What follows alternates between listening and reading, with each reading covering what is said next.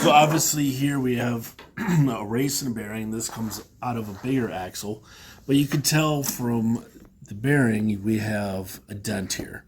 This is no good. This is a critical issue here that this bearing will fail over time. It does fit in there, but you can see a big gap. Eventually this bearing is going to fail.